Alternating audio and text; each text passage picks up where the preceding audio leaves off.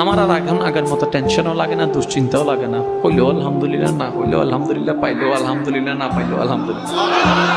আগের মতো এখন রাগও কাজ করে না, কেমন জানি আমি নিজের উপর পরীক্ষা চালিয়ে বলছি।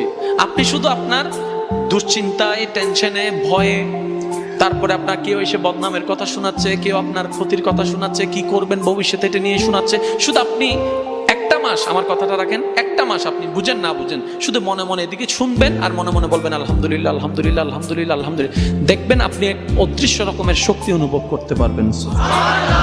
এক অন্যরকম একটা ভালো লাগা আপনার ভিতরে কাজ করবে। মনে করেন আপনাকে কেউ বকা দিচ্ছে, আপনি বুঝতে পারছেন উনি এখন আপনাকে এসে বকা দিবে।